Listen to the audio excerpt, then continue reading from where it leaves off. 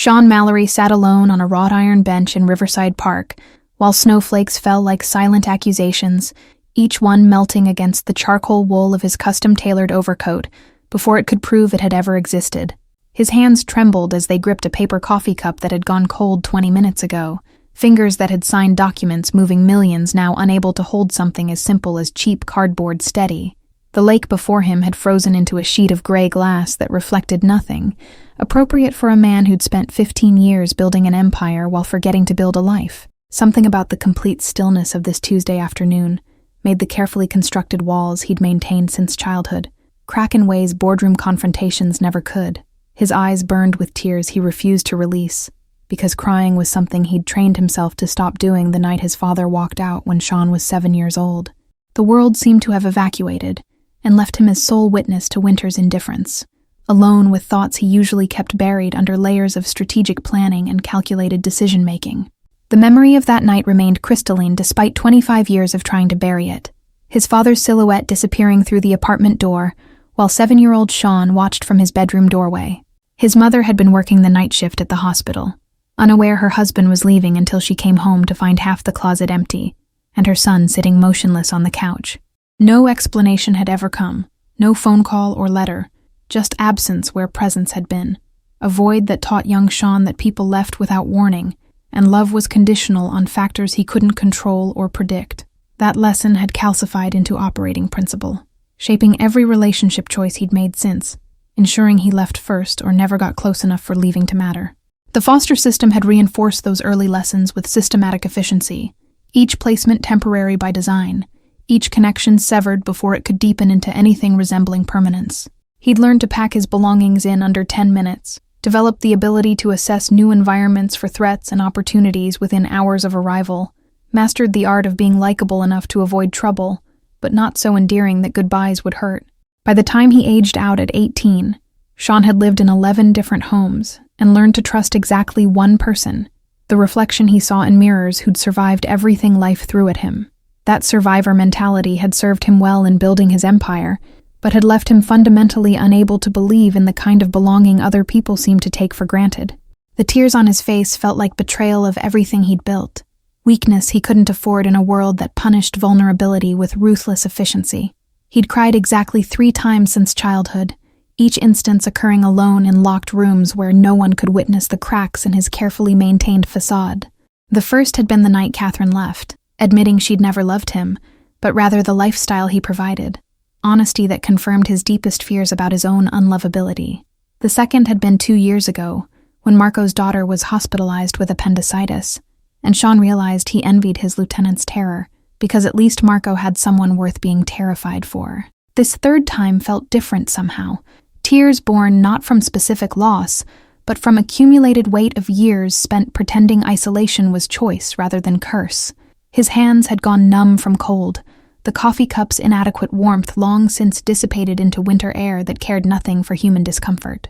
The park's usual population of joggers and dog walkers had thinned to nothing, sensible people choosing indoor warmth over the aesthetic appeal of snow-covered landscapes. Only Sean remained, stubbornly planted on iron that conducted cold through expensive fabric meant to project success rather than provide actual comfort. He wondered distantly if anyone would notice if he simply stayed here until hypothermia claimed him, then dismissed the thought as melodramatic self-pity unworthy of someone who'd survived much worse than loneliness. But survival and living were different things, he was realizing, and he'd been doing only the former for so long, he'd forgotten the latter was even possible. The coffee cup crumpled slightly under pressure from fingers that had forgotten their own strength, dark liquid seeping through the cheap cardboard to stain his leather gloves. Across the park, families clustered around a hot chocolate vendor, their laughter carrying across frozen air like radio signals from a frequency he'd never learned to tune into properly. He'd conquered the criminal underworld through intelligence rather than violence, building networks of loyalty through strategic thinking and keeping his hands clean in ways his predecessors never managed. Power had come easily, respect had followed inevitably, but the warmth he saw in those distant family units remained as foreign and unreachable as a language he'd never been taught. The irony wasn't lost on him that he could orchestrate complex operations across 3 states, but couldn't figure out how to stop the loneliness that gnawed at him during every quiet moment. Business provided structure and purpose, problems to solve and objectives to achieve, but it couldn't hold him at night, or care whether he woke up in the morning. His phone buzzed with 17 unread messages from associates who needed decisions, guidance, the calculated wisdom that had made him invaluable to people who would never actually know him. Sean looked at the notifications without really seeing them, his mind caught in the dangerous space between memory and present, where regret lived and multiplied. The bench beneath him conducted cold through expensive fabric, a physical discomfort he almost welcomed, because it was easier to process than the emotional numbness that had been his constant companion. He'd attended his Lieutenant Marco's daughter's birthday party 3 days ago, watched from the periphery as Marco lifted the girl onto his shoulders while she shrieked with delight. Something hollow and aching had opened in his chest that he couldn't name or dismiss, a sensation that lingered long after he'd left the celebration with its balloons and cake. That unnamed feeling had driven him to this park, to this bench, to this moment of sitting still long enough that his own thoughts could finally catch up and demand attention. The park's emptiness suited him perfectly because he'd never learned how to be around happiness without feeling like an anthropologist studying an alien species. Christmas decorations hung from lampposts in red and gold mockery, celebrating togetherness and joy with the same commercial enthusiasm they'd displayed since November 1st. Sean had purchased gifts for his key people's families, expensive items selected by his assistant and wrapped by professionals, gestures that maintained loyalty without requiring actual emotional investment. The ritual of gift-giving without connection felt increasingly hollow each year, mechanical performance of warmth he didn't actually possess, but knew how to simulate convincingly. He wondered, not for the first time, if anyone had ever actually seen him, or if they all just saw the position he occupied, the power he wielded. His empire ran on information and connection, invisible threads that bound people together through mutual benefit and carefully managed fear, yet he himself remained disconnected from anything resembling genuine human warmth. A couple walked past holding hands, their breath forming matching clouds in frozen air, and Sean looked away because witnessing intimacy felt like staring directly at the sun. His last relationship had ended 18 months ago, when Catherine finally admitted she was in love with his status, rather than his person, that she'd been performing affection the same way he'd been performing partnership. The honesty had been refreshing, even as it confirmed what he'd suspected all along, that he was fundamentally unknowable, and therefore unlovable in any genuine sense. His childhood in the foster system had taught him self-sufficiency as survival mechanism, that depending on others led inevitably to disappointment and abandonment. Each new placement had been temporary, each connection provisional, until he'd learned to stop reaching for permanence, and embrace transactional relationships that couldn't hurt him when they ended. The Mallory name he carried wasn't inherited, but chosen at 18, selected from a list of Irish surnames because it sounded respectable and memorable in equal measure. He'd built himself from nothing, crafted an identity through sheer force of will and strategic thinking, but somewhere in that construction process, he'd forgotten to include the parts that made a person, rather than just a role. His success was undeniable, his reputation formidable, his bank accounts obscene, yet sitting on this freezing bench watching his breath dissipate into nothing, he felt like the poorest man in the city. The tears that had been threatening finally broke free, sliding down his face in hot tracks that he didn't bother to wipe away, because no one was watching anyway. The sound of small footsteps crunching through snow registered before the words did, high-pitched and concerned in a way that immediately made him try to compose himself. A boy appeared at the edge of his peripheral vision, small enough that the knitted cat ear beanie he wore made him look like a winter sprite from children's literature. Sean turned to his head slowly, trying to arrange his features into something that wouldn't frighten a child, but the tears were too fresh to hide completely. The boy couldn't have been more than 7 or 8, bundled in a puffy blue jacket that made his arms stick out at angles, mittens dangling from strings sewn into his sleeves. His face held that particular brand of earnest concern that only children can achieve, worry without judgment, sadness at witnessing pain without understanding its source. Sean's throat closed up entirely because kindness from strangers always undid him in ways cruelty never could, breaking through defenses he'd spent decades perfecting. The boy tilted his head, studying Sean with the intensity of someone trying to solve a puzzle that adults had deemed unsolvable. His cheeks were pink from cold, nose running slightly in the way all children's noses run during winter, completely unaware of how vulnerable he was approaching a stranger. If the boy's mother knew who Sean actually was, she'd snatch her child away with the kind of protective horror that confirmed everything Sean believed about his own toxicity. But the boy saw only a sad man on a bench, a problem to be solved, a person in need of help, rather than someone to fear. The simplicity of that perception made Sean's chest ache in ways that had nothing to do with the cold. He opened his mouth to send the child away, to protect him from proximity to someone like Sean, but no sound emerged except a rough exhale that turned to mist in frozen air. The boy stepped closer, eliminating the distance Sean's position and reputation usually maintained automatically, entering personal space as if it didn't exist. "Don't cry, mister," the boy said with absolute conviction, as if sadness could be solved through simple instruction. His voice carried that particular clarity children possess before life teaches them that some problems don't have solutions, pure and unguarded in its concern. Sean blinked, trying to process being addressed so directly, trying to remember when anyone had last spoken to him with such uncomplicated worry for his well-being. The boy's small hand reached out and patted Sean's knee with clumsy gentleness that landed heavier than the gesture warranted. His expression brightened with the solution he'd discovered, confidence radiating from every inch of his small frame. "You can borrow my mom," the boy continued, words tumbling out with the enthusiasm of someone sharing treasure. "She's really good at making people feel better.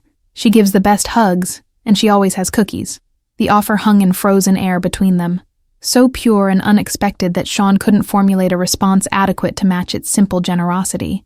This child was offering to share his mother, his cookies, his capacity for comfort, to a complete stranger crying on a park bench without asking for anything in return. The concept of unconditional kindness had become so foreign to Sean's experience that he almost couldn't recognize it when confronted directly, like hearing a language he'd once known but forgotten. His world operated on leverage and exchange, the careful balance of owing and being owed, yet here was this small person extending help that required nothing except acceptance. The boy smiled, gap-toothed and genuine, completely unaware he'd just offered something more valuable than any deal Sean had ever negotiated. A sound escaped Sean's throat, half laugh and half sob, as he realized he was about to accept help from someone young enough to still believe in Santa Claus. "She's right over there," the boy added, pointing toward a woman in a cream-colored coat who stood near the hot chocolate vendor, her attention divided between watching her son and managing shopping bags. His finger jabbed enthusiastically at the air, mittens flapping with the motion.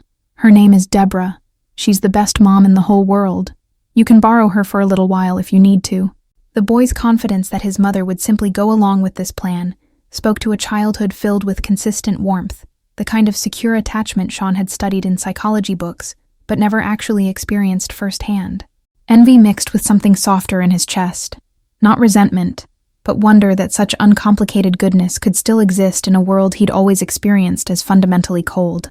The woman, Deborah, noticed her son's absence, and her head snapped around with immediate maternal alertness, scanning until she located him standing far too close to a strange man. Her body language shifted instantly to protective as she started moving in their direction, abandoning her shopping to retrieve her child from potential danger. Sean should have stood up, created distance, demonstrated he wasn't a threat, but his legs wouldn't cooperate with the instruction. The boy waved enthusiastically at his mother, completely unaware of her concern, delighted to have found someone who needed the exact help he could provide. Mom, this man is sad and needs cookies," the boy called out, his voice carrying across the emptiness with devastating innocence. Deborah reached them in seconds, her hand immediately going to her son's shoulder in protective gesture that spoke volumes about good parenting and reasonable caution. Her eyes assessed Sean in one sweeping glance, taking in the expensive coat, the quality of his leather gloves, the tear tracks on his face that were rapidly freezing against his skin. Sean expected fear or disgust, the typical responses people had when confronted with vulnerability in public spaces, but her expression shifted through surprise to something that looked uncomfortably like understanding. She was younger than he'd initially thought, probably right around 30, with blonde hair pulled back in a practical ponytail and eyes that held exhaustion and kindness in equal measure. Her coat, he noticed, was several years old and had been mended at one elbow, the kind of repair that spoke to budgets stretched thin but maintained with dignity. The boy looked between them with expectant excitement, completely confident his mother would solve this problem the way she solved all problems in his limited experience. Sean finally found his voice, though it came out rougher than intended, scratched raw by crying and cold. "I'm sorry," he managed, the words inadequate but necessary. "Your son is very kind. I didn't mean to worry you or take up his time." "Luke has a habit of adopting people," Deborah interrupted gently, her hand tightening on her son's shoulder in gesture that was protective and proud simultaneously. Her voice carried warmth that her caution couldn't fully suppress. Trained educator's tone that managed to be firm and compassionate at once. She studied Sean more carefully now, seeing past the expensive exterior to something underneath that apparently merited different treatment than her initial wariness suggested. Luke bounced slightly on his feet, mittens swinging as he looked between the two adults with the anticipation of someone watching their favorite plan come together. "He once tried to bring home a construction worker who looked tired," Deborah continued, slight smile touching her lips despite her obvious uncertainty about the situation. "And last month he insisted we share our umbrella with a businesswoman who'd forgotten hers. He's got a generous heart, sometimes more generous than is practical." The way Deborah described her son's generosity carried undertones of maternal pride, mixed with the exhaustion of someone constantly managing a child's impulses toward kindness in a world that didn't always reward such behavior. Sean recognized the careful balance she maintained, encouraging Luke's empathy while trying to teach appropriate caution, wanting him to stay good without becoming naive. It was the kind of nuanced parenting that required constant attention and adjustment, very different from the rigid rule-following that had characterized Sean's own childhood in institutional settings. He found himself respecting her approach, even as he worried that Luke's openness would eventually be crushed by reality's harshness, the way all beautiful things seemed to get destroyed by prolonged exposure to the world's indifference. Luke seemed oblivious to the adult tension crackling between his mother and the stranger he'd adopted, focused entirely on his mission to solve the sad man's problem through application of cookies and maternal affection. His mittens had fallen off the strings and now dangled from his sleeves like deflated balloons, forgotten in his enthusiasm for orchestrating this meeting. The gap in his front teeth gave his smile an endearing imperfection that Sean found himself unexpectedly moved by, this physical reminder of childhood's temporary nature. In a few years, those adult teeth would come in, and Luke would lose this particular charm, would grow into someone different, and Sean felt sudden urgency to be present for that transformation, to witness this remarkable child becoming whoever he was meant to be. The cafe's warmth had created condensation on the windows that distorted the outside world into impressionist painting, colors bleeding together in ways that made everything look softer, kinder than reality actually was. Other patrons glanced over occasionally with varying degrees of curiosity and approval, strangers witnessing what appeared to be family outing rather than the complex negotiation of boundaries it actually represented. Sean caught an elderly woman smiling at them from 2 tables over, her expression suggesting she'd drawn her own conclusions about their relationship, seen some heartwarming narrative that didn't match the truth, but wasn't entirely wrong either. The weight of performing normalcy pressed on him. Years of practice at wearing whatever mask the situation required now deployed to convince Deborah he was safe enough to be near her child. Money had always been Sean's primary language of generosity, the easiest way to demonstrate care without requiring emotional vulnerability or personal investment. He'd built a reputation among his people for taking care of their families, making sure medical bills got paid and kids got scholarships, acts of strategic kindness that built loyalty while maintaining professional distance. But watching Luke devour his cookie with unself-conscious joy, chocolate smeared across his cheek in ways that would have mortified any adult, Sean understood that his usual approach wouldn't work here. This child didn't need money, wasn't impressed by expensive gestures, valued only presence and attention, currencies Sean had never learned to spend because they required giving parts of himself he'd learned to protect at all costs. The way she spoke about her son held affection that Sean recognized as the kind of love he'd spent his whole life searching for and never finding. Luke tugged on his mother's sleeve, urgent in the way only children can be when adults aren't moving fast enough. "But Mom, he really needs cookies. Look how sad he is. The chocolate chip ones will help, I promise." Deborah's expression softened further as she looked down at her son, then back at Sean with assessment that felt less like judgment and more like genuine concern. She seemed to make a decision, the kind that mothers make when balancing safety with teaching compassion, weighing risk against the lesson of kindness. "We were about to head to the cafe across the street to warm up," she said carefully, addressing Sean directly now. "You're welcome to join us if you'd like.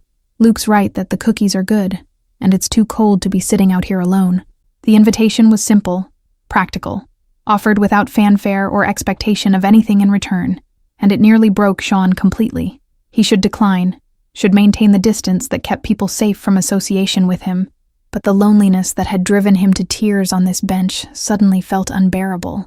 "I don't want to intrude," he heard himself say, the protest automatic, even as every part of him screamed to accept what was being offered. "It's not intruding if you're invited," Deborah replied with the kind of gentle firmness that probably worked well in her classroom. She adjusted the shopping bags on her arm, practical movement that suggested the decision was already made. "Besides, Luke won't let either of us hear the end of it if we leave you here. He's stubborn when he thinks someone needs help." Luke nodded vigorously, his entire body involved in the agreement. "I get it from Mom," he announced proudly. "She's always helping people at school. Last week she stayed late every day to help Tommy learn his letters because he was feeling bad about being slow." The casual way he shared this information revealed more about Deborah's character than any formal introduction could have. Sean stood slowly, his body stiff from cold and emotion, and realized he was significantly taller than Deborah, which made her fearlessness in approaching him even more remarkable. She didn't flinch or step back, just shifted her weight slightly to better manage her bags and maintain her hold on Luke's shoulder. "I'm Sean," he offered, extending his hand in gesture that felt absurdly formal given the circumstances, but was the only social grace he could remember in the moment. "Deborah Mitchell," she replied, shaking his hand with grip that was surprisingly firm for someone with such gentle eyes. Her hand was cold despite the gloves she wore, fingers slightly rough in a way that spoke to work done with hands rather than just keyboards. "And this is Luke, as you've probably gathered. He's in 2nd grade and takes his mission of making people happy very seriously." Luke beamed at the description, clearly proud of his reputation. "Come on," he insisted, tugging at both adults now with the impatience of someone who'd achieved their goal and wanted to move to the next phase. "The cafe has hot chocolate, and the lady there always gives me extra marshmallows because she says I'm polite. You can have marshmallows too if you want, Mr. Sean." The addition of his name, spoken with such casual friendliness, made something twist in Sean's chest. He followed as Deborah allowed Luke to lead them across the park, toward warmth and light spilling from windows that promised temporary refuge.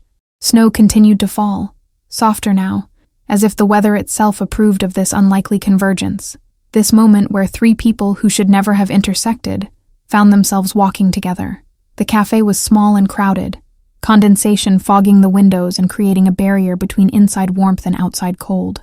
The smell of coffee and cinnamon hit Sean immediately, along with the sound of conversations layered over each other, humanity packed into a small space seeking comfort from winter. Luke navigated through the crowd with the confidence of a regular, pulling them toward a corner table that had just been vacated. Deborah unloaded her shopping bags onto an empty chair, movements efficient in the way of someone accustomed to managing limited resources and even more limited time. "What would you like?" she asked Sean, already reaching for her wallet despite the obvious strain that gesture represented. "Coffee, tea, hot chocolate?" "Luke's going to order the cookies regardless of what I say, so you might as well choose something to go with them." "I'll get it," Sean said quickly, the words coming out more forcefully than intended. He pulled out his wallet, leather smooth and expensive, filled with cards that could purchase this entire cafe without making a dent in his accounts. "Please, it's the least I can do for your kindness, for both of you."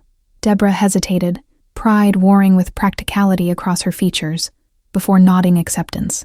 "Hot chocolate for Luke, coffee for me, black with 1 sugar," she said, conceding with grace that suggested she knew how to receive help without letting it diminish her dignity.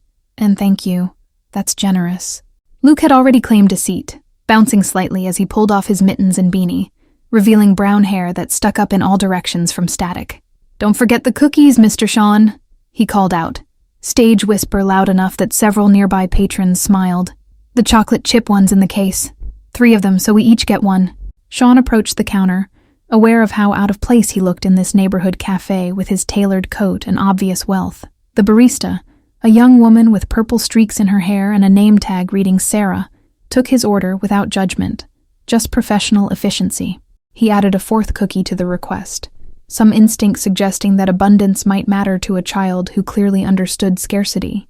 While waiting for the drinks, he observed Deborah and Luke through the crowd, the way she helped him unzip his jacket and smoothed his hair with automatic maternal gestures.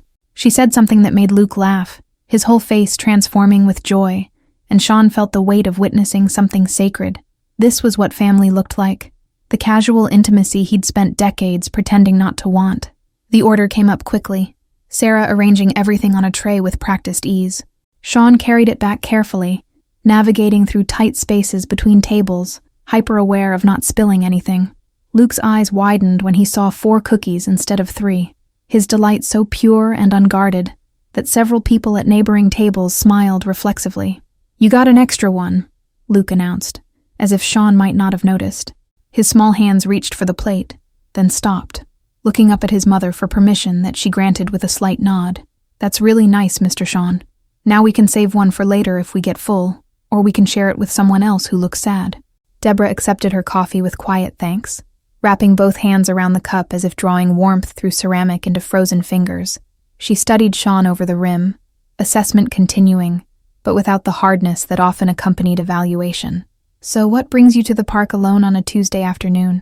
she asked gently. "If you don't mind my asking." Luke's curiosity is genetic, I'm afraid. The question was casual but probing, offered with enough lightness that Sean could deflect if he chose to, and something about that freedom made honesty feel possible. "I was supposed to meet someone," he said slowly, crafting truth that omitted dangerous details. "Business associate. They canceled last minute, and I just stayed there instead of going back to work. I don't know why. I think I needed to sit somewhere that wasn't my office." Luke nodded seriously, as if this explanation made perfect sense. "Sometimes Mom sits in her car for 10 minutes before we go inside after school," he offered, completely unaware he was sharing anything private. "She says she needs to be quiet before she can be loud again. I think sitting is important." Deborah's cheeks colored slightly, embarrassment at being exposed, mixing with obvious affection for her son's observant nature. "Teaching second grade requires a lot of energy," she explained to Sean. "Those 10 minutes help me transition from teacher mode to mom mode." Luke's right, though. Sometimes we need to just be still. The coffee warmed Sean from the inside, rich and strong, better than anything his expensive espresso machine produced because it came with context, with moment, with connection. "You're a teacher," he said, latching on to the information. "How long have you been doing that?" 8 years, Deborah replied, relaxing slightly as conversation shifted to safer territory. "I started right out of college. Always knew I wanted to work with kids. The pay isn't great and the hours are long, but watching them learn, seeing the moment when something clicks, there's nothing else like it." Luke was working on his cookie with focused dedication, chocolate already smeared at the corner of his mouth. "Mom's the best teacher," he announced between bites. "All the kids love her. Even the ones who are mean sometimes stop being mean in her class because she's nice to them anyway." The simple statement revealed volumes about Deborah's teaching philosophy, about the kind of person who chose kindness as consistent strategy rather than conditional response. Sean found himself wanting to know more, wanting to understand how someone maintained that openness in a world that punished vulnerability. "That's a gift," he said quietly. "Being able to reach kids that others have given up on." Deborah shrugged, deflecting the compliment with practiced humility. "Every child deserves someone who believes in them," she said, conviction clear in her voice. "Sometimes they just need one person to see past the behavior to the hurt underneath. Kids act out for reasons. Our job is to figure out what they need, not just punish what they do." Her words landed with unexpected weight, describing exactly what young Sean had needed and never received in his rotation through foster homes and group facilities. He wondered what his life might have looked like if he'd encountered a teacher like Deborah, someone who saw past his defensive anger to the abandoned child beneath. "You're right," he managed, voice rougher than intended. "That changes everything for a kid." Luke finished his cookie and immediately reached for his hot chocolate, marshmallows bobbing on the surface like tiny life rafts. "Are you still sad, Mr. Sean?" he asked, with direct concern that adults learn to hide behind social conventions. "Because you can have half my cookie too if it helps. Sharing makes everything better." The offer, made so freely, nearly undid Sean again. "I'm feeling better," he assured the boy, and realized with surprise that it was true. The ache hadn't disappeared. The loneliness still lived in his chest like a permanent resident, but something about this interaction had shifted, created crack where light could enter. "Your cookie and your company both help." "Thank you, Luke." Deborah watched this exchange with thoughtful expression, seeing something that made her posture relax further. "Luke believes everyone deserves kindness," she said softly. "I try not to discourage that even though the world isn't always safe. It's a balance, teaching him to be good while also teaching him to be careful." "You're doing well at both," Sean observed, meaning it completely. Luke was cautious enough to get his mother, trusting enough to offer help, exactly the balance that would serve him well in navigating complexity as he grew. He's remarkable. You both are. The conversation drifted to easier topics, Luke telling elaborate stories about his school day, Deborah adding context and gentle corrections when his narrative enthusiasm outpaced accuracy. Sean found himself laughing, actual genuine laughter that felt rusty and new, muscles in his face moving in patterns they'd forgotten. The cafe noise wrapped around them like insulation, creating bubble of temporary belonging. Luke's storytelling style involved elaborate hand gestures and frequent tangents, narrative structure that would have driven Sean's business mind crazy in any other context, but here felt charming and authentic. He described his teacher, Mrs. Patterson, with the kind of detailed observation only children achieve, noting that she always wore purple on Thursdays, and that her voice got squeaky when she was excited about something. His best friend Tyler apparently had a pet hamster that escaped twice a week, and Luke found this hilarious in ways that suggested he didn't fully grasp the stress this caused Tyler's parents. Deborah interjected occasionally with reality checks that Luke accepted with minimal protest, their dynamic revealing years of practiced communication patterns built on mutual respect and genuine affection. Watching them interact revealed layers of Deborah's character that her initial wariness had hidden, the way she balanced structure with flexibility, how she corrected without diminishing, the subtle ways she guided Luke's energy rather than trying to suppress it. She caught Sean observing her, and something passed between them, acknowledgement of interest that made her cheeks color slightly before she looked away. The attraction was mutual and obvious, complicated by Luke's presence and by the vast differences in their circumstances, but undeniable nonetheless. Sean found himself wondering what it would be like to be part of this unit permanently, to have his mornings include Luke's breakfast chaos, and his evenings involve helping with homework, domestic routines that seemed simultaneously mundane and impossibly precious. The other cafe patrons had changed during their extended stay. Lunch crowd replaced by afternoon coffee drinkers and people working on laptops, the energy shifting from social to productive. A barista began wiping down empty tables, not rushing them but signaling that their extended occupation of premium seating was noted. Sean noticed Deborah register this too, her awareness of social expectations and limited welcome showing in the way she began gathering napkins and organizing the debris of their meal. He wanted to tell her they could stay as long as they wanted, that he'd buy the entire cafe if necessary to preserve this moment, but recognized that such gestures would only highlight the economic disparity that already created tension between them. Luke had moved on to describing his plans for using the art supplies, specifically a series of superhero drawings he intended to create, each hero having powers based on different animals.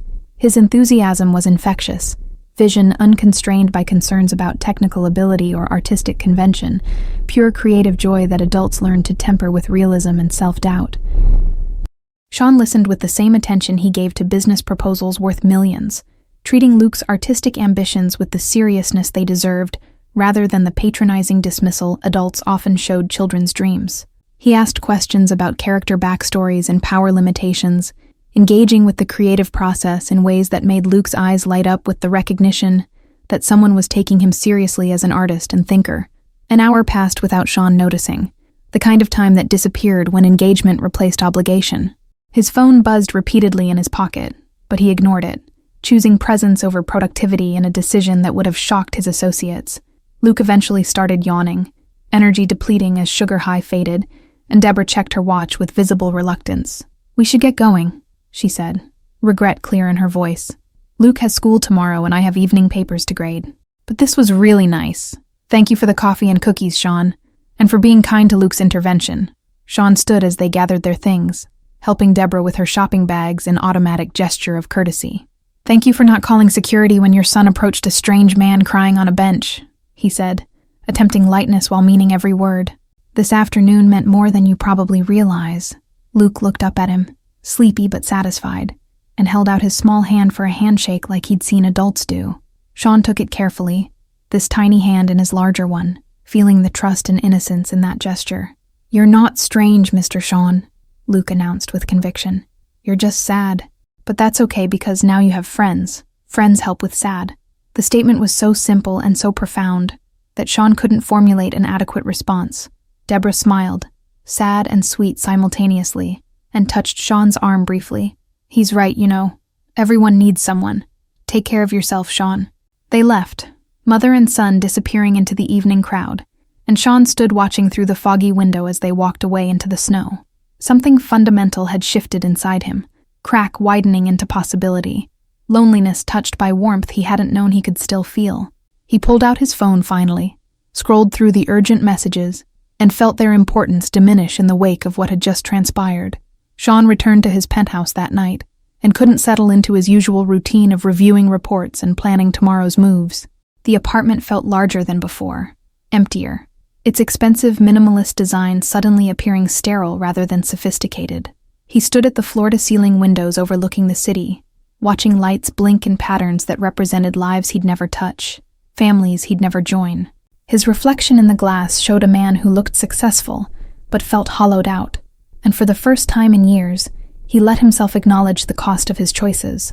The empire he'd built required isolation as foundation, demanded emotional distance as price for power.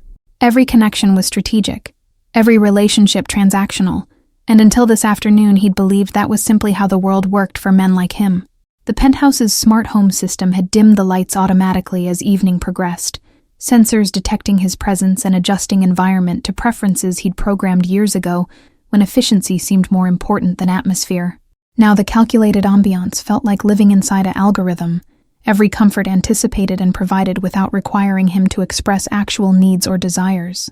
His refrigerator was stocked by a service that knew his preferences, his closet organized by another service that coordinated his wardrobe, his entire existence managed by hired professionals who ensured he never had to think about domestic concerns.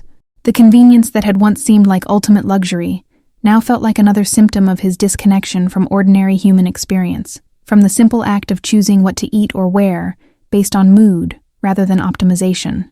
He'd built this life with intention, every choice designed to maximize efficiency and minimize emotional complications, operating under the belief that success required sacrifice of the kind of messy human connections that slowed other people down. His competitors had families that demanded attention, children's sports games and school plays that pulled focus from business at critical moments, wives who called during negotiations with complaints about household problems. Sean had watched them struggle to balance competing demands and felt superior in his unencumbered state, free to work 18-hour days and travel at moment's notice because no one depended on him personally. That freedom had seemed like competitive advantage, proof that his early losses had taught him valuable lessons about staying lean and mobile in cutthroat world.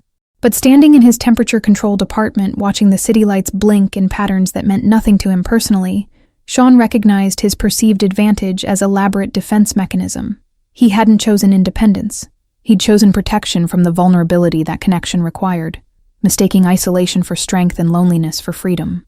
The realization didn't arrive with dramatic clarity, but rather as slow recognition of truth he'd been avoiding, the way morning light gradually reveals details hidden by darkness. His success was real, his accomplishments genuine, but they'd been motivated by running away rather than moving toward anything, building empire as shield against the kind of rejection and abandonment that had defined his formative years.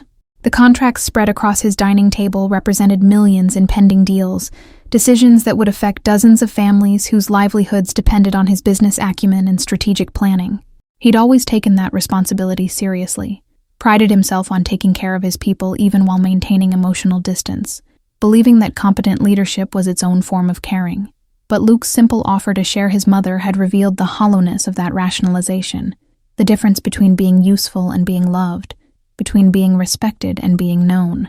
A child had seen through his expensive armor to the loneliness underneath within minutes of meeting him, had offered uncomplicated compassion without needing to understand the causes of his pain, had demonstrated the kind of emotional generosity Sean had spent decades believing didn't actually exist outside fairy tales and manipulation. Luke's voice echoed in his memory, that simple declaration that sharing makes everything better, and Sean wondered when he'd stopped believing in that kind of basic human truth. His phone sat on the marble counter, silent now after he'd delegated tomorrow's decisions to his second-in-command. The freedom to step back felt strange and slightly terrifying, like removing armor he'd worn so long he'd forgotten what skin felt like underneath. Sleep came poorly, filled with fragmented dreams of park benches and chocolate chip cookies, of small hands offering comfort he didn't know how to accept. He woke at dawn feeling unrested but strangely compelled, driven by impulse he couldn't name or dismiss. The morning routine of expensive coffee and financial news felt inadequate, missing something he couldn't articulate but desperately wanted. By 10 o'clock, he found himself back at Riverside Park, sitting on the same bench though he had no logical reason to be there. The lake remained frozen, snow from yesterday unmarked except for bird tracks forming delicate patterns across white surface. He wasn't waiting for anything specific, just existing in space where something meaningful had happened, hoping lightning might strike twice. Luke appeared around 11, recognition lighting his face like sunrise when he spotted Sean on the bench. "Mr. Sean," he called out, running ahead of his mother with the fearless enthusiasm of children who haven't learned that the world disappoints. "You came back. Mom said maybe you would, but I wasn't sure. Did you come to see us?" Deborah followed more slowly, surprise evident in her expression, but not displeasure. Caution present but tempered by something that looked like cautious hope. She carried a thermos and wore the same mended coat, hair pulled back an identical ponytail, and Sean realized she probably dressed this way every day. Practicality prioritized over vanity. "This is unexpected," she said, statement rather than question, giving him space to explain without demanding it. "I couldn't stop thinking about yesterday," Sean admitted, honesty coming easier in daylight than it would have in his office surrounded by people who expected calculated precision. "About what Luke said, about sharing and friends. I haven't had a real conversation in longer than I can remember. Everything is business. I just wanted to feel that again." Luke plopped down on the bench beside him, close enough that their shoulders touched, completely comfortable with proximity that adults spent years learning to maintain. "That's really sad, Mr. Sean," he announced with blunt compassion. "Everybody needs friends. Mom says friends are like family you choose. Are you choosing us?" The question hung between them, impossibly direct in the way only children can manage, cutting through social convention to the heart of what Sean wanted, but couldn't quite say. Deborah sat on Luke's other side, creating a chain of 3 people on cold iron, and poured hot chocolate from her thermos into a cup she offered to Sean. "Luke's not wrong," she said softly, though he could use some work on subtlety. Sean accepted the cup, their fingers brushing briefly in the exchange, and felt warmth that had nothing to do with the liquid inside. "I would like that," he heard himself say, words emerging before strategy could censor them. "To choose you, both of you, if that's not too strange or too much to ask from people I barely know." Deborah studied him with those kind, tired eyes, seeing something that made her decision shift visibly across her features. "Everyone starts as strangers before they become anything else," she replied, gentle wisdom in her voice. "Luke's a good judge of character. If he thinks you're worth befriending, I'm inclined to trust that. But I need to know you're serious, that this isn't just loneliness talking that will disappear when you feel better." The challenge was fair, her maternal protection evident, and entirely appropriate, and Sean respected her for establishing boundaries even while opening doors. "I'm serious," he promised, meeting her gaze directly. "I can't explain why this matters so much except to say that yesterday was the first time in 15 years I felt like a person instead of a position. I want more of that. I want to learn how to do this." Luke bounced excitedly, hot chocolate sloshing dangerously in the thermos cap he'd claimed for himself. "We can teach you," he announced with absolute confidence. "Mom's really good at helping people learn things. She helped me learn to tie my shoes even though it took forever. Friendship is probably easier than shoe tying." The simple comparison made both adults smile, tension breaking into something lighter, and Deborah laughed quietly. "I'm not sure friendship is easier than shoe tying, sweetheart, but we can certainly try," she told her son before returning attention to Sean. "Fair warning, though, we're not exciting people. Our life is pretty ordinary. School and work and trying to make ends meet. If you're looking for entertainment, you'll be disappointed." "Ordinary sounds perfect," Sean said, meaning it with intensity that surprised even him. His life was nothing but extraordinary in the worst ways, constant calculation and risk, and the weight of decisions that affected dozens of people's livelihoods. The idea of ordinary afternoons and simple conversations felt like luxury his money couldn't buy. "I'm not looking for entertainment. I'm looking for real." They stayed in the park for 2 hours, Luke chattering about everything and nothing, Deborah adding context and gentle guidance when his stories became too elaborate. Sean mostly listened, absorbing the rhythm of their interaction, the way they communicated through looks and touches, the casual affection that required no performance.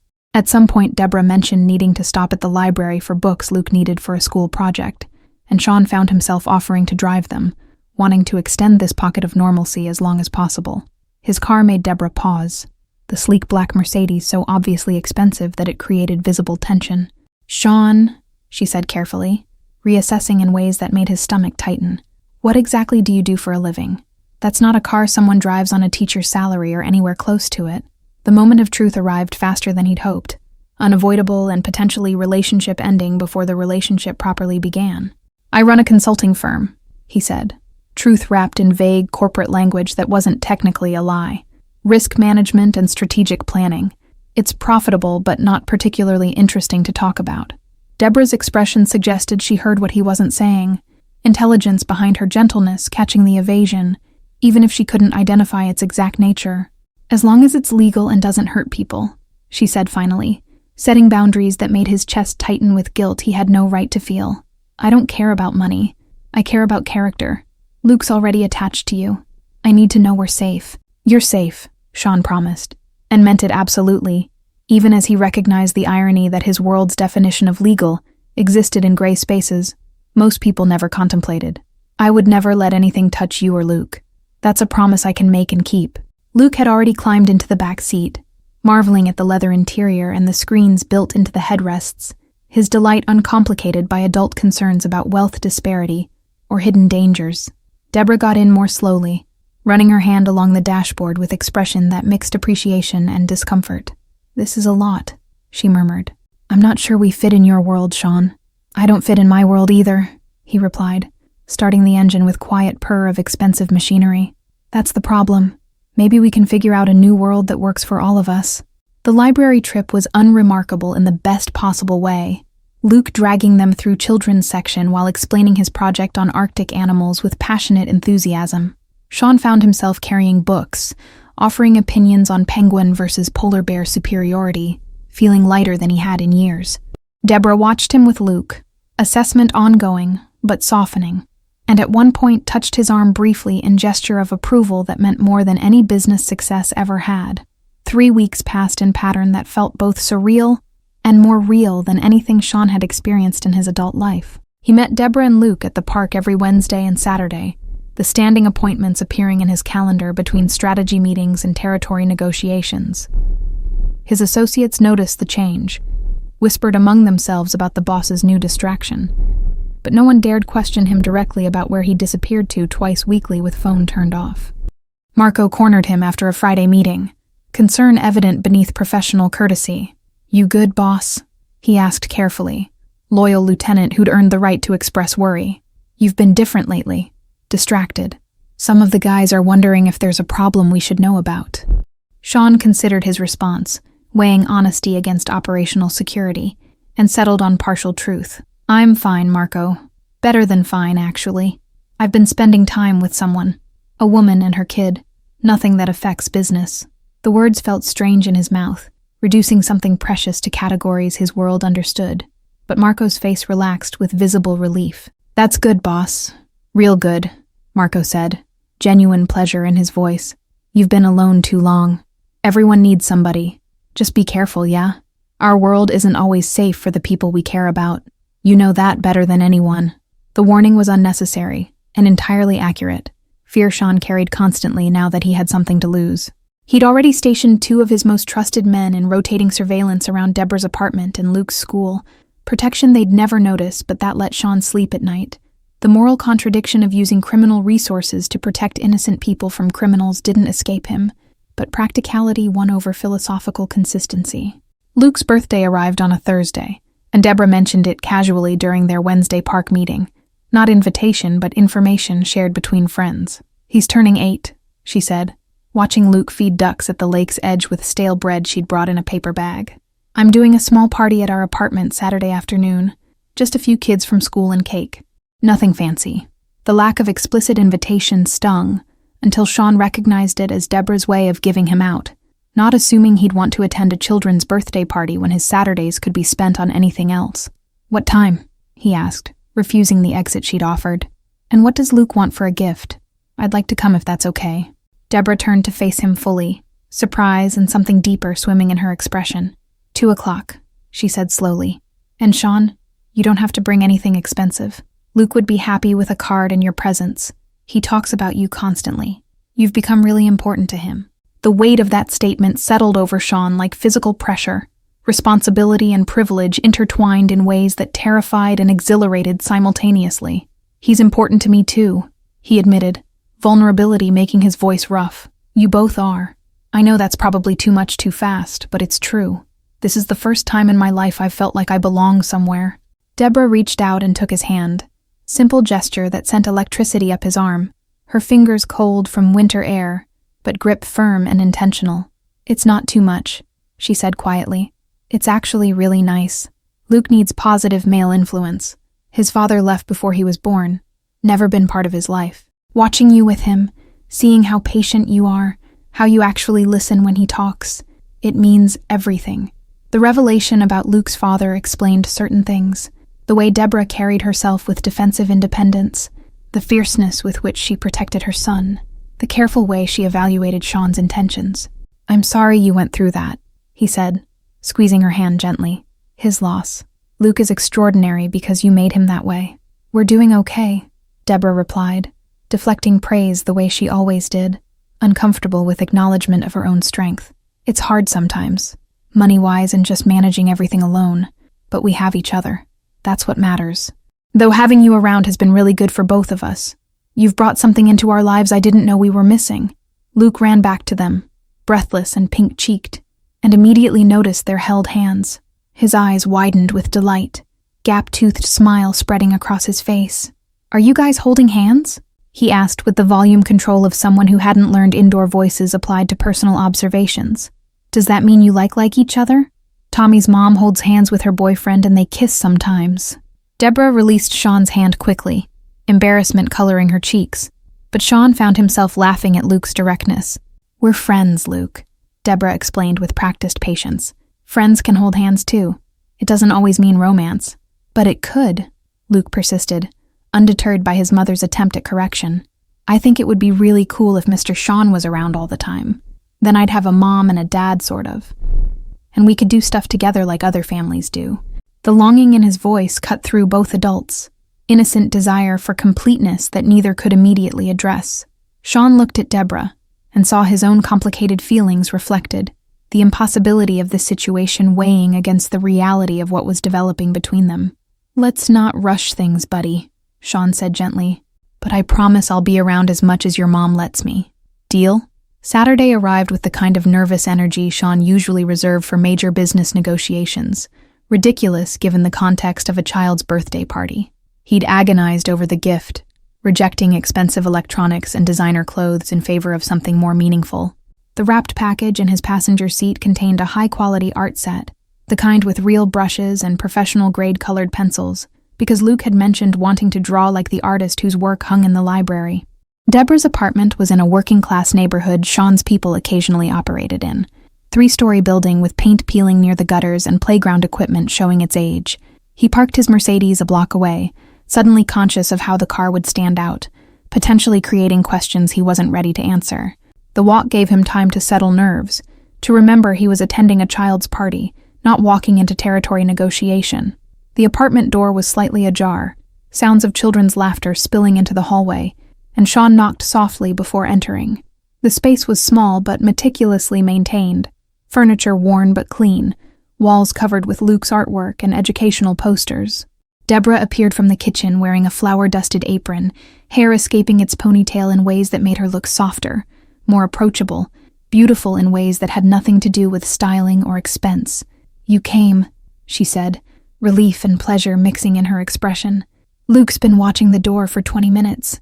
He's in his room showing the other kids his rock collection. Go on back. Second door on the left." Luke's room was chaos of happy children, 6 kids ranging in age from 7 to 9, all talking over each other with that particular energy only children possess. Luke spotted Sean immediately and launched himself forward, arms wrapping around Sean's waist with unself-conscious affection. "You're here. I told everyone you'd come. This is Mr. Sean. He's my friend who's really important and has a really cool car." The other children stared with varying degrees of curiosity and shyness, and Sean found himself suddenly responsible for entertaining an audience he had no experience with. "Happy birthday, Luke," he managed, offering the wrapped package. "I hope you like it." Luke tore into the wrapping with enthusiasm that made careful preservation impossible, paper flying everywhere, and his gasp when he saw the art set made every minute of Sean's agonizing over the choice worth it. "Mom! Mom! Come look!" he yelled, clutching the box like treasure. "Mr. Sean got me real art supplies, the kind actual artists use." And Deborah appeared in the doorway, taking in the scene, and her eyes met Sean's with emotion that made his throat tight. "That's incredibly thoughtful," she said softly, words carrying weight beyond their surface meaning. "Luke's wanted something like that for months. Thank you, Sean. Really." The party continued with typical childhood chaos, cake consumption, and present opening, and games that Sean found himself participating in, despite complete lack of experience.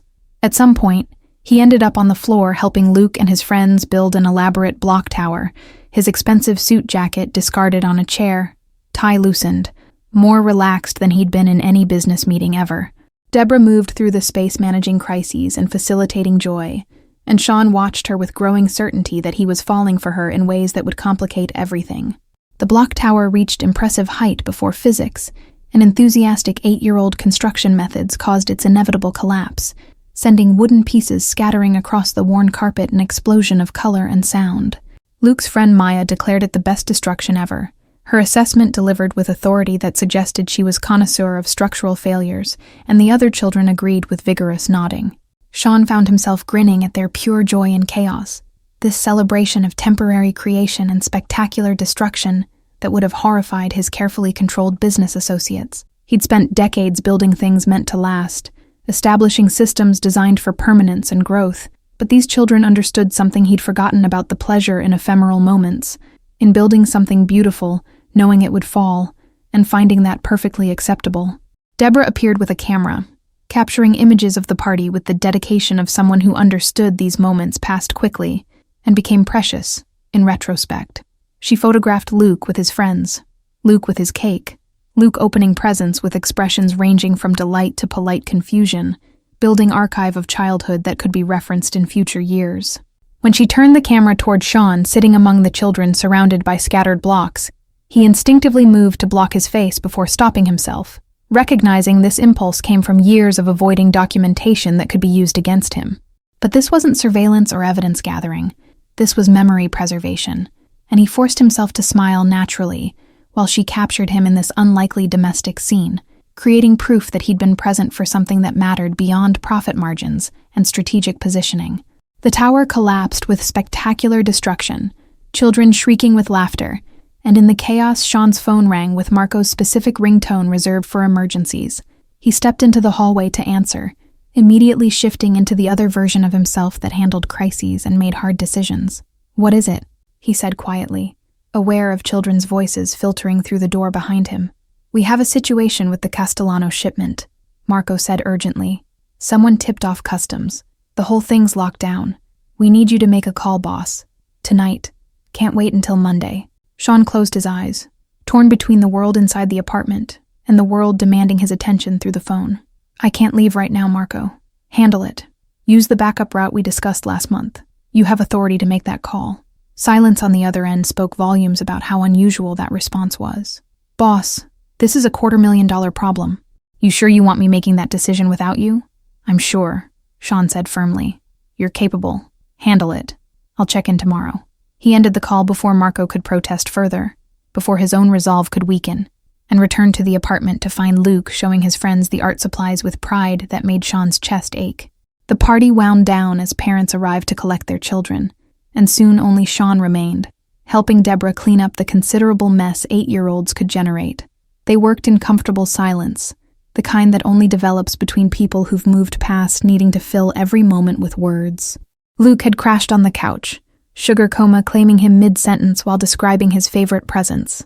"Thank you for being here," Deborah said, scraping frosting off plates into the trash. It meant the world to him. To both of us, honestly. This was his best birthday yet. He said so right before he passed out. Sean dried dishes she handed him. Domestic task so far from his usual life, it felt like visiting another planet. "Thank you for inviting me," he replied. "I can't remember the last time I enjoyed myself this much. Actually, I don't think I ever have. This was perfect." Deborah paused, studying him with that penetrating gaze that always made him feel transparent. "Can I ask you something?" she said carefully. "And will you be honest with me even if the truth is complicated?" His stomach tightened with anticipation of questions he'd been dreading and expecting in equal measure. "I'll try," he said, refusing to promise complete honesty when partial truth was the best he could offer without destroying everything. "Who are you really, Sean?" she asked quietly. "The car, the phone call you just took where you made a $250,000 decision like it was nothing, the way you sometimes get this look like you're calculating 10 steps ahead. You're not just a consultant. I'm not stupid. I need to know what we're getting into." The moment of truth arrived with terrifying inevitability, and Sean set down the dish towel with careful precision, buying seconds to formulate response that wouldn't be lie but couldn't be complete truth. "I'm someone who's built a successful business through morally gray methods," he said slowly. "I'm not going to pretend I'm a saint or that everything I do would look good in daylight.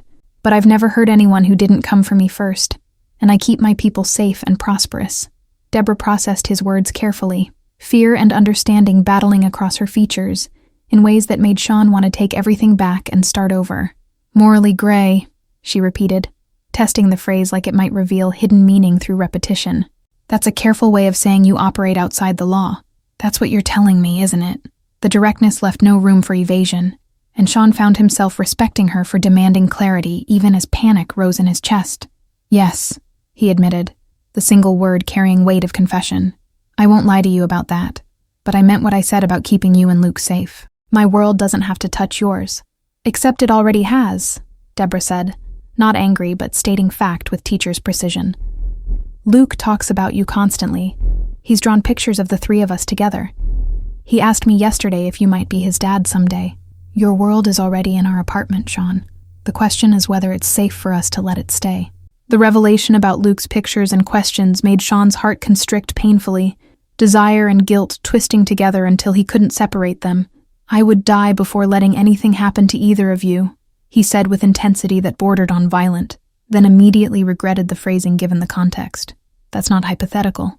I have resources, people, ways of ensuring your safety that go beyond anything normal life provides." Deborah moved to the window, looking out at the street below where families lived regular lives free from the complications Sean brought with him. "That's what scares me," she said quietly. "Not that you can't protect us, but that we might need protecting at all. Luke's already lost one father who chose not to be in his life. I can't let him get attached to someone who might disappear or worse because of the risks you take." The comparison to Luke's absent father landed like physical blow, categorizing Sean with someone who'd abandoned responsibility, rather than someone trying desperately to build connection he'd never had. "I'm not leaving," Sean said firmly, crossing to stand behind her without touching, close enough to feel her warmth. "That's the one promise I can make without reservation. Whatever else happens, I'm not walking away from you or Luke." "Can you promise you won't get arrested?" Deborah asked, still not turning around. "Can you promise you won't end up in a situation where your business gets you killed? Because those are the things that matter, Sean. Luke needs stability. He needs people who show up consistently, not someone exciting who might vanish tomorrow." The questions were impossible to answer with the certainty she deserved, and Sean felt the foundation of what they'd built start to crack under weight of reality. "I can't promise perfect safety," he admitted, honesty costing him everything. "No one can. Not really. But I can promise I'm careful, that I've survived 15 years in a dangerous world through intelligence and planning. I can promise that knowing you both has made me even more cautious, because now I have something worth staying alive for." Deborah finally turned, tears tracking down her cheeks that she didn't bother to hide, and Sean saw his own pain reflected in her expression. "I'm falling for you," she said, words carrying resignation rather than joy. "That's the problem. I look at you with Luke, and I see what we could be, what kind of family we could build. But I can't risk my son's heart on someone whose life operates in gray spaces I don't understand." "Then, let me explain it," Sean said urgently, desperate to prevent the ending he felt approaching. "Let me show you that my world isn't what you're imagining. I don't hurt innocent people. I don't deal drugs or weapons or anything that destroys lives.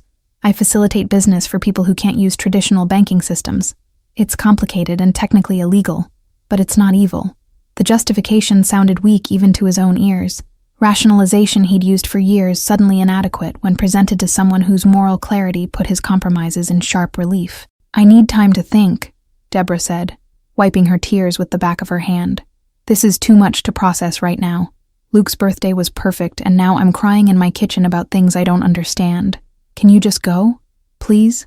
Being dismissed felt like abandonment in reverse, and Sean wanted to argue, to convince her, to somehow make the impossibility of their situation resolve into happy ending through force of will. When can I see you again? He asked instead, maintaining distance she'd requested even as everything in him screamed to close it. Please don't shut me out completely. I don't know, Deborah said honestly. I need to figure out what's right for Luke. That has to come first, before what I want, or what you want. Give me a week. I'll call you. Sean left the apartment feeling like he was walking away from the only real thing he'd ever had, each step requiring conscious effort against the instinct to turn back.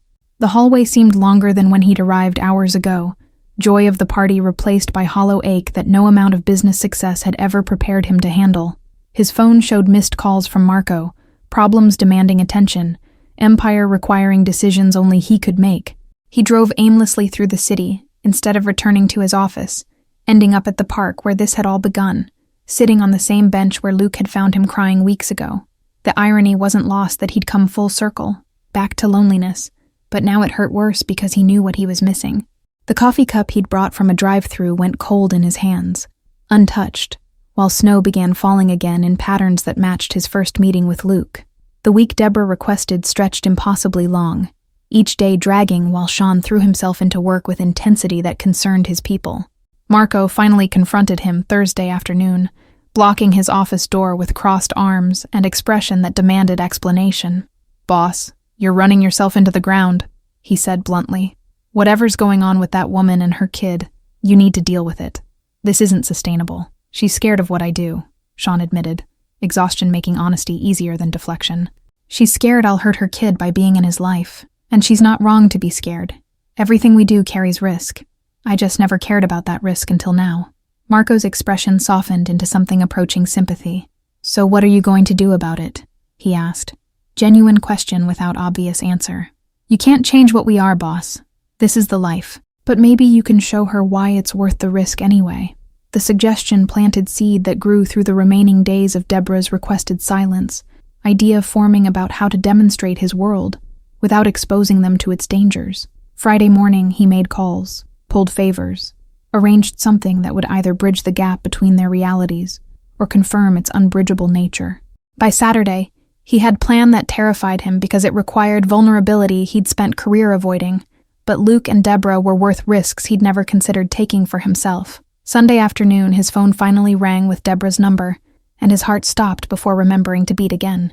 Hi, he answered, carefully neutral, while everything inside him screamed desperation. How are you? Confused, Deborah said, tiredness in her voice. Luke keeps asking when you're coming over. I've tried explaining that adults sometimes need space, but he's 8. He doesn't understand why his friend disappeared. And honestly, Sean, neither do I. I asked for time to think and I've thought, but I keep coming back to the same place. Which is? Sean asked, not daring to hope while unable to stop hoping simultaneously. That I don't want to do this without you, Deborah admitted, words rushing out like confession. That life was smaller before you showed up, and going back to that smallness feels wrong even if it's safer. But I need to understand your world better. I need to see what I'm accepting if we move forward with this. Sean arrived at Deborah's apartment Tuesday evening as arranged, nerves making his usually steady hands uncharacteristically clumsy as he knocked. She opened the door wearing jeans and a sweater, casual clothes that somehow made her more beautiful than any designer outfit could have achieved. Luke appeared behind her immediately, launching himself at Sean with accusatory relief that would have been funny under different circumstances. You were gone forever, Luke said, muffled against Sean's coat. I thought maybe you got sick or had to go away for work. Mom said you were busy, but I thought maybe you decided not to be our friend anymore. The raw honesty of childhood fear cut deeper than any business betrayal ever had, and Sean knelt to meet Luke's eyes directly. I will always be your friend, he promised, meaning it with every fiber of his being. Adults sometimes need time to figure things out, but that doesn't mean we stop caring. I'm here now, and I'm not going anywhere unless you want me to. Luke nodded seriously, accepting this explanation with resilience children somehow maintain, despite repeated disappointments. Okay, he said simply. I made you a drawing with the pencils you gave me. Want to see it? He pulled Sean toward his room without waiting for answer, leaving Deborah watching with complicated expression that mixed relief and lingering concern. The drawing was crude but recognizable. 3 stick figures holding hands under a sun that took up quarter of the page, labeled Luke, Mom, and Sean, in careful second-grade handwriting. Sean stared at it, feeling emotions he had no names for. This child's vision of family that included him rendered in primary colors an absolute conviction. "This is incredible, Luke," he managed, voice rougher than intended. "Can I keep it?" "Yeah, I made it for you," Luke replied, pleased by Sean's reaction. "So you remember we're your family even when you're at work doing important stuff. Mom says family remembers each other even when they're apart." After Luke went to bed, Sean and Deborah sat at her small kitchen table with tea. Neither of them drank, the silence heavy with everything unsaid during his absence. "I've been doing research," Deborah began carefully, fingers tracing patterns on her cup, "trying to understand what you do, what morally gray actually means in practical terms. I talked to a friend whose brother works in financial crimes. Off the record, theoretical conversation." Sean's stomach tightened, waiting for judgment he'd been expecting since their confrontation. "And what did you learn?" he asked, keeping his voice neutral while bracing for impact. "That there's a spectrum," Deborah said slowly. "That people in your world range from necessary evils to actual monsters, and the difference matters. That some of you provide services that should probably be legal but aren't because of outdated regulations and corporate lobbying. That you're likely somewhere in that gray area, facilitating financial transactions for people who can't use traditional banks." The accuracy of her assessment surprised him. Her ability to parse complexity, most people reduce to simple good versus evil narratives. "That's basically correct," he confirmed. "I move money for people who've made enemies of the traditional banking system. Sometimes they're criminals. Sometimes they're just inconvenient to powerful interests. I don't ask too many questions about the source as long as I know it's not trafficking or exploitation." Deborah absorbed this information, processing with the same careful attention she probably gave lesson planning. "My friend said people in your position either get out or get consumed," she said quietly. "That the longer you stay, the harder it becomes to leave because you know too much, and you've made too many enemies. Is that true?" "Yes," Sean admitted, honesty requiring he not minimize the reality she was accepting. "I've been thinking about exit strategies for years, but never had reason enough to actually implement one. The money's good, the challenge is interesting, and I had nothing else pulling me toward legitimate life. But that's changed now.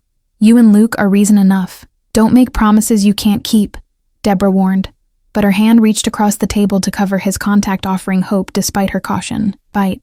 Don't tell me you'll change everything for us because that's too much pressure and probably not realistic. Just tell me you'll be careful.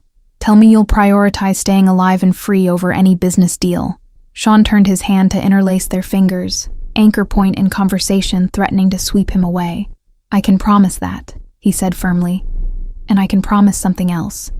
I want to introduce you to someone. One of my people. Marco. He's been with me 10 years. Former military.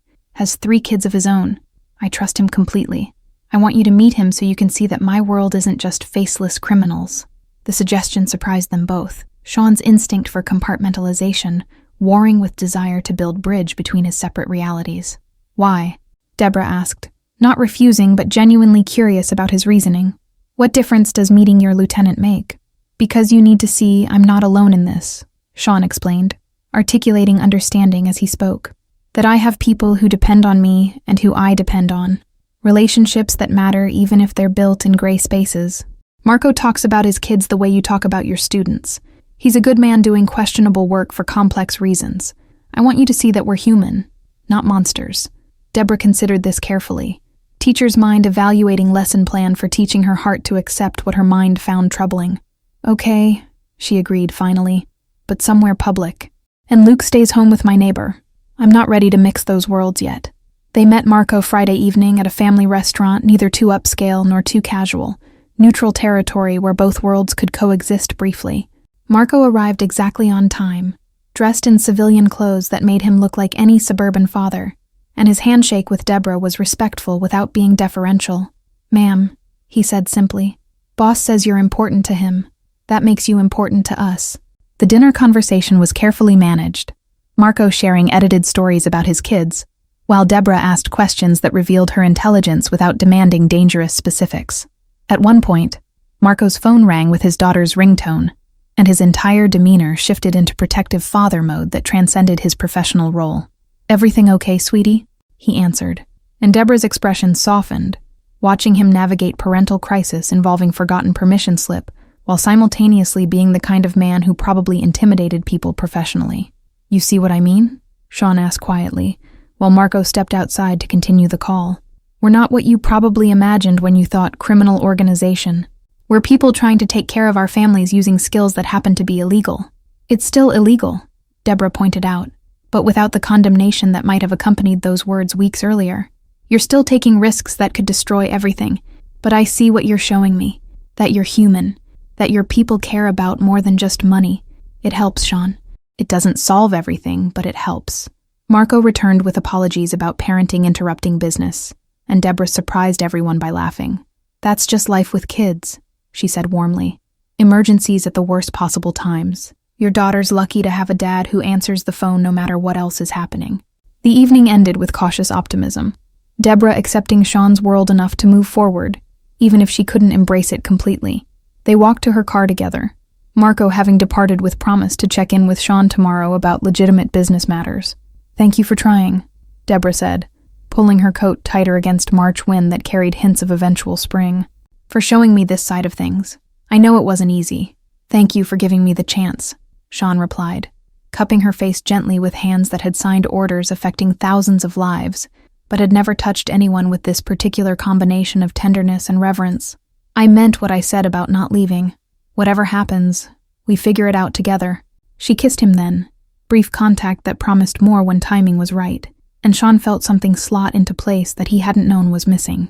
"Come over Sunday," she said, pulling back just far enough to speak. "Luke wants to show you how he's using the art supplies, and I want you there, officially, as someone who's part of our lives." Sunday afternoon arrived with spring sunshine that felt like blessing after months of winter, and Sean showed up with flowers for Deborah and new brushes for Luke, gifts that acknowledged the difference between them while honoring what each brought to his life. Luke's art had progressed remarkably in weeks since his birthday, walls now covered with drawings that showed improving technique and persistent theme of three figures together in various scenarios. They spent the afternoon drawing, Luke teaching Sean basic perspective while Deborah graded papers at the kitchen table, domestic tableau that Sean committed to memory like photograph he could reference during difficult times. At some point Luke declared him pretty good for a beginner, praise that made Sean prouder than any business accomplishment ever had, and Deborah laughed at his obvious pleasure in her son's approval. "You're good with him," she observed later, after Luke had been tucked into bed with promises Sean would be back Wednesday. They sat on her threadbare couch, her head resting on his shoulder, in comfortable intimacy that would have terrified him months ago. "He's thriving with you in his life, more confident, happier. I notice the difference every day." "He's saving my life," Sean replied honestly, arm tightening around her shoulders. "Both of you are. I was dying slowly before Luke found me in that park. Successfully dying, but dying nonetheless. You gave me reason to actually live instead of just surviving between business deals." 6 months passed in rhythm that felt both impossible and inevitable. Sean's two worlds existing in careful balance that required constant attention, but delivered rewards he'd never imagined. He'd begun distancing himself from riskier operations, delegating to Marco and others while he focused on legitimizing aspects of the business that could survive scrutiny. The transition wasn't simple or complete, but direction was clear, path toward cleaner life motivated by Sunday afternoons with Luke and stolen evenings with Deborah. Luke's 9th birthday party was larger than his 8th, circle of friends expanding to include Sean's goddaughter through Marco, connection between worlds that felt natural rather than forced. Deborah had relaxed enough to invite some of Sean's people to gatherings, carefully vetted individuals who understood importance of maintaining appropriate boundaries. The artificial separation between lives was dissolving gradually, replaced by integrated existence that honored complexity rather than denying it. One Wednesday afternoon in September, Sean arrived at their usual park meeting to find Luke and Deborah already waiting, something electric in the air that made his protective instincts activate. "What's wrong?" he asked immediately, scanning for threats his trained eye could identify and eliminate. "Did something happen?" "Nothing's wrong," Deborah said quickly, but her smile was too bright, compensating for nervousness he couldn't quite identify. "Luke has something he wants to ask you. We've been talking about it, and he's very certain, but I wanted him to be the one to ask." Luke stepped forward with the solemnity of someone carrying important responsibility, his 9-year-old face serious in ways that reminded Sean of himself at that age. "Mr. Sean," he began, using the formal address he'd maintained despite their closeness. "You've been coming to see us for a really long time now, and you make Mom happy, and you make me happy, and I think we make you happy too." "You do," Sean confirmed, something in his chest tightening with anticipation of whatever was coming. "You make me happier than I knew it was possible to be." "Then I want to ask if you'll be my dad," Luke said, words tumbling out in rush of courage. "Not like legally yet because Mom says that's complicated, but like really. I want to call you Dad instead of Mr. Sean. I want you to be my actual family, not just my friend. Is that okay?" The question landed with force that nearly buckled Sean's knees, 9 years of longing wrapped in child's hopeful request. He looked at Deborah, seeing her permission and her own hope reflected back, and realized they were offering him everything he'd ever wanted, but never believed he deserved. "Yes," he managed, voice breaking on the single word. "Yes, Luke. I would be honored to be your dad. I love you. I love both of you." Luke launched himself forward, arms wrapping around Sean's waist, while tears Sean had been holding back finally fell freely. Deborah joined them, her arms encompassing both, and for the first time in Sean's life, he understood what it meant to belong completely and unconditionally. The park where Luke had found him crying alone had become the site of his rebirth, transformation from isolated operator into someone capable of giving and receiving love without calculation. "I'm going to do better," Sean promised them both, speaking into Luke's hair while holding Deborah close. "I'm getting out of the gray spaces. It'll take time, but I'm building legitimate business that can support us without the risks. Marco's taking over the rest. I'm choosing this. Choosing you. Choosing the life we can build together. We'll figure it out together," Deborah said, using the phrase that had become their motto through months of navigating impossible situations.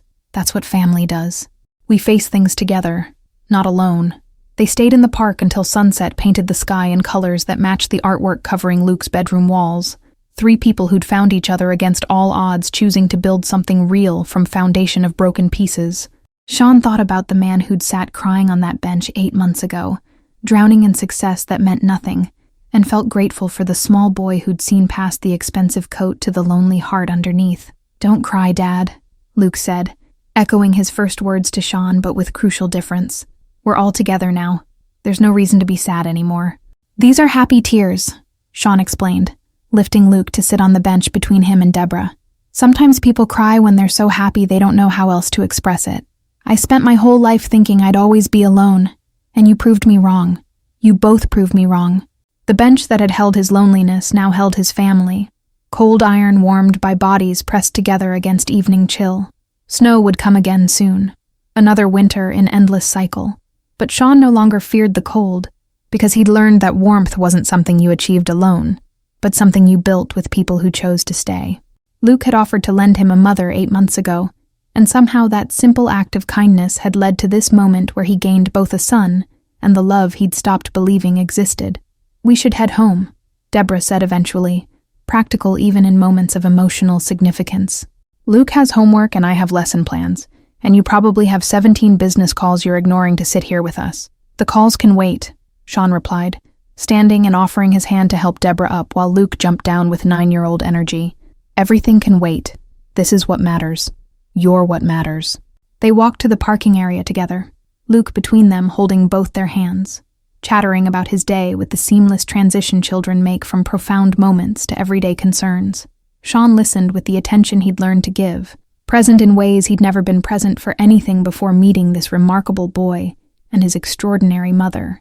His phone buzzed with ignored messages, empire demanding attention, but for the first time in 15 years, his empire was not the most important thing in his life. The parking lot's overhead lights flickered on as dusk deepened into evening, automated systems responding to fading natural light with the precision that characterized modern infrastructure.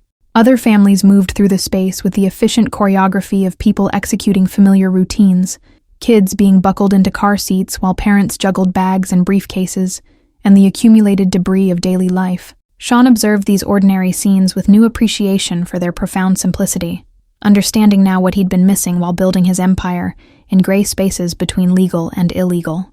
These people might struggle with mortgage payments and credit card debt, might worry about promotions and college funds, but they had something his wealth couldn't purchase: the uncomplicated knowledge of where they belonged and who would notice if they didn't come home.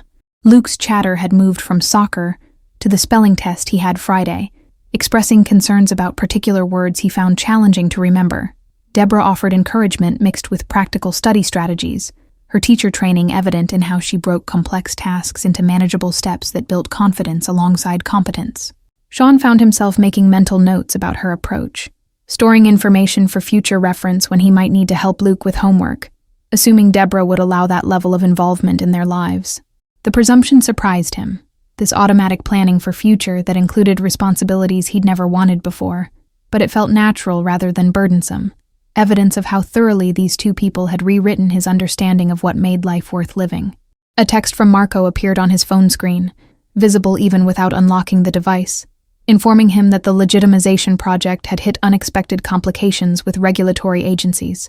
The message would have sent him into strategic planning mode a year ago, mind immediately analyzing angles and solutions, calculating risks and mapping contingencies. Now he simply acknowledged it with brief response, promising detailed discussion tomorrow, prioritizing the moment with Luke and Deborah over business crisis that wouldn't benefit from his immediate attention anyway. The shift in priorities felt foreign but correct, like finally speaking a language he'd been trying to learn through textbooks rather than immersion, understanding arriving through experience rather than intellectual effort. Deborah's car was older than Sean had initially realized. Small sedan with visible rust spots around the wheel wells, and a rear bumper held on with zip ties and determination. She caught him noticing, and her expression shifted defensively, before she seemed to decide not to apologize for circumstances she couldn't control. The contrast between his Mercedes and her struggling vehicle represented the economic canyon between their worlds more clearly than any conversation about his business ever could. But Luke climbed into the back seat completely unaware that his mother's car was anything less than perfect, his worldview not yet corrupted by the status measurements that obsessed adults. And Sean felt his respect for Deborah deepen at her obvious success in raising a child who valued people over possessions. "I'll see you tomorrow?" Luke asked as they reached Deborah's car, already assuming answer, but needing confirmation anyway. "You're coming to my soccer game, right? Coach says I'm getting really good at defense, because you taught me about watching the whole field instead of just the ball." "I wouldn't miss it," Sean promised, ruffling Luke's hair in gesture that had become routine between them. "Bring your art supplies after. I want to work on that landscape we started last week."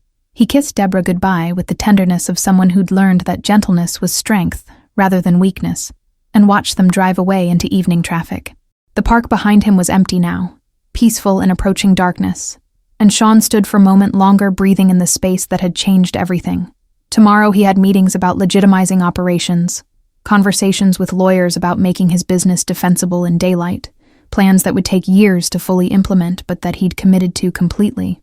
The man who'd sat crying on that bench had been saved by a child's simple kindness, and in being saved had learned to save himself through choosing connection over isolation. It wasn't the ending he'd have written months ago, wouldn't have believed possible, but it was real, and it was his, and it was built on foundation of love that transcended every careful calculation he'd ever made. Thank you all for following this journey from that cold park bench to this moment of chosen family. If this story touched something in your heart, share in the comments where you're watching from, and don't forget to like, subscribe, and share this video. Your support means everything, and helps me continue bringing stories about redemption, connection, and the transformative power of unconditional kindness. Sometimes we all need someone to offer us warmth when we're sitting alone in the cold, and sometimes we get the chance to be that warmth for someone else.